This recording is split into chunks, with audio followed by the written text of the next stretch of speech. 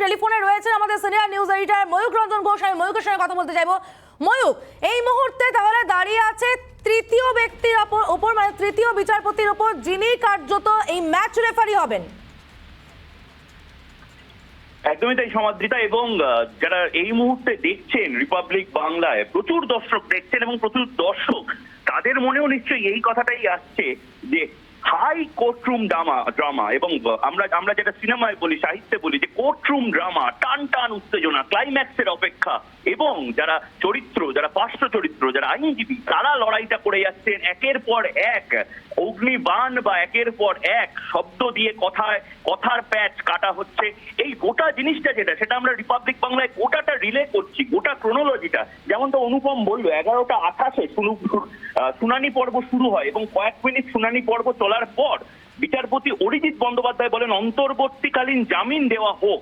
এইটা বিচারপতি অরিজিৎ বন্দ্যোপাধ্যায়ের মত ছিল, কিন্তু মাননীয় প্রধান বিচারপতি তার বিপক্ষে চলে যান এবং তৈরি হয় দুই বিচারপতির মধ্যে মত পার্থক্য। পার্থবাবু আমাদের অতিথি এখানে বসে যে কথাটা বলছিলেন যে এটা নাথিং নিউ, মানে আইনি পরিভাষায় এই জিনিসটাকে লার্জার বেঞ্চে এবার পাঠাতে হবে, অর্থাৎ 1 এবং 1 1:1 যখন হয়ে যায় তখন অবশ্যই তৃতীয় একজন ব্যক্তি আসে, তৃতীয় একজন মাননীয় বিচারপতি আসেন এবং তিনি তখন নির্ণায়ক ভূমিকা হয়তো নিতে পারেন, বা 2 ভার্সেস 1 হয়ে যাবে এই সিদ্ধান্তটা। এরকম একটা জায়গায় দাঁড়িয়ে আছে এবং এই লার্জার বেঞ্চে যতক্ষণ না যাচ্ছে ততক্ষণ পর্যন্ত হাউস অ্যারেস্ট থাকতে হবে এবং সব রকম ভাবে সিবিআই কে সহযোগিতা করতে হবে। এই নির্দেশ, এরকম একটি নির্দেশ মঞ্জুরির দিকে যায় এবং বারবার সমাদৃতা আমরা যেটা বলছি তা হলো ইন্টারিম ভাবে এই নির্দেশটি যায়, অর্থাৎ আর্গুমেন্ট কিন্তু এখনো শেষ হয়নি। যারা দর্শক আছেন, যাদের মধ্যে হয়তো কনফিউশন হচ্ছে, প্রচুর তৃণমূল সমর্থক তারা রিপাবলিক বাংলা খুলে বসে আছেন, প্রত্যেক তৃণমূল সমর্থক কর্মী তাদের উদ্দেশ্যে জানানো যে এই মুহূর্তে কিন্তু আর্গুমেন্টই চলছে। ময়ূক, তুমি আমাদের সঙ্গে থাকো, ভাস্কর বাবু কিছু বলতে চাইছেন, আমি ভাস্কর বাবুকে বলার সুযোগ দেব, তারপর আমি চাইবো তুমি ভাস্কর বাবুর কাছে প্রশ্ন রাখো। ভাস্কর বাবু কি বলতে চাইছেন আগে শুনে নি, তোমার কথা পরিপ্রেক্ষিতে কিছু বলতে চাইছেন। ভাস্কর বাবু বলুন। হ্যাঁ, দেখুন, আমরা যে দেখেছি ভারতের বিচার ব্যবস্থায় এটা কোনো ট্রায়াল হচ্ছে না। আমরা যে দেখি যে আইনের যে দীর্ঘসূত্রতা, সেটা ট্রায়ালের মধ্যে দীর্ঘসূত্রতা, প্রশ্ন উত্তর, ক্রস এক্সামিনেশন, এগুলো চলে। কিন্তু এখানে একটি বেলের প্রশ্ন, যে তাদেরকে বেল পিটিশন আমরা দেখেছি ম্যাক্সিমাম 4-5 দিনের মধ্যে বেল পিটিশনের আইদার বেল হয় অথবা বেল হয় না। কিন্তু আমরা এটা একটা অবাক হয়ে দেখছি যে সিবিআই এখানে হাউস অ্যারেস্টে আপত্তি না, তাহলে কেন মাননীয় বিচারপতি এটা বেল দেওয়ার ক্ষেত্রে কেন পরিস্থিতি চলছে? আমরা এটাতে জানতেই চাইতে পারি যে যারা সমস্ত রকম ভাবে মামলায় বা ইনভেস্টিগেশনে সহায়তা করবেন তাদেরকে সমস্ত কিছু বলা হচ্ছে, এবং এক্ষেত্রেও অরিজিৎ বন্দ্যোপাধ্যায় মাননীয় বিচারপতি যখন বেলের পক্ষে আছে, এটা আমাদের কাছে অসুবিধা হচ্ছে যে কি কারণে সিবিআই তো বেল করছে, কি সে খবর পাচ্ছি না। সিবিআই তো তার হাউস অ্যারেস্ট থেকে মেনে নিচ্ছে, তাহলে প্রধান বিচারপতি আমি জানি না কেন এই ক্ষেত্রে এত দীর্ঘসূত্রতা চলছে এবং বিচারের বাণী নীরবে নির্বৃতে কাজ হয়। আমাদের এই কথাটাই মনে হচ্ছে এখানে একটি বিষয়কে এত দীর্ঘসূত্রতার মধ্যে দিয়ে কেন যাচ্ছে। এটা কি বিচার ব্যবস্থার প্রতি আমাদের মানুষের আস্থাহীন হলে পড়বেন না আগামী? এটা কি আমি প্রশ্ন আপনার কাছে।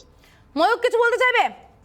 ভাস্কর বাবু প্রথমত আমি ক্যাটাগরিক্যালি বলে রাখি যে রিপাবলিক বাংলা এমন কোনো মন্তব্য করবে না যেটি আদালত অবমাননাকার হতে পারে। অবশ্যই আপনার গণতান্ত্রিক অধিকার আছে, আপনি সিবিআই কে অবশ্যই আপনি ক্রিটিসিজম করতে পারেন, রাজনৈতিকভাবে আপনি অবশ্যই সমালোচনা করতে পারেন, কিন্তু এখনো যেহেতু সাবজুডিস আছে, সাবজুডাইজ একটি কেস, যে মামলাটি এখনো চলছে, সেখানে আপনি হয়তো আপনার রাজনৈতিক অবস্থান থেকে বসে এই কথাগুলো বলতে পারেন, প্রধান বিচারপতিকে হয়তো সমালোচনা করতে পারেন, কিন্তু রিপাবলিক বাংলা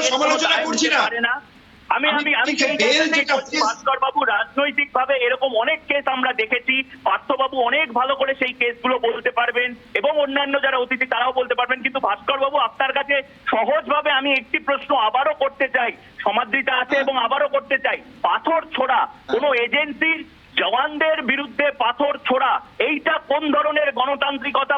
ভাস্কর বাবু এইটা যদি আপনি ব্যাখ্যা করে দেন, এইটা কোন ধরনের আইন শৃঙ্খলা পরিস্থিতি যদি আপনি ব্যাখ্যা করে দেন, এইটা কোন ধরনের রাজতন্ত্র সেটা যদি আপনি ব্যাখ্যা করে দেন। ভাস্কর বাবু এটা বলবো যে আজকে প্রশ্নটা করলাম। হ্যাঁ, নিশ্চয়ই এই প্রশ্নের উত্তর দিচ্ছি। দেখুন, যারা পাথর ছুঁড়েছেন, যারা আইন ভেঙেছেন, তারা কোনো রাজনৈতিক দল তাদেরকে বলেননি যেটা করতে। এটা একটা কিছু মানুষের স্বতঃস্ফূর্ত প্রতিক্রিয়া হয়েছে এবং আইন তাদেরকে গ্রেফতার করে এবং সেই মানুষগুলোর হাতে ছিল দলীয় পতাকা, হাতে ছিল দলীয় ব্যানার। হাতে নিলে আপনি দলীয় পতাকা হাতে নিয়ে যেটা করলেন সেটা দল আপনাকে সেটা করতে বলেনি এবং আপনারা জানবেন দল সমালোচনাও করেনি ভাস্কর বাবু। দলের পক্ষ থেকে আবেদন করা হয়েছিল, যে কথা আমি বারবার বলেছি, বারবার সেই দিন থেকে বলে আসছি। অভিষেক বন্দ্যোপাধ্যায় টুইট করে আবেদন করেছিলেন শান্ত থাকার জন্য, কিন্তু দল এই কাজের সমালোচনাও করেনি, অর্থাৎ বোতল ছোড়া ঢিল ছোড়ার সমালোচনাও করেনি ভাস্কর বাবু।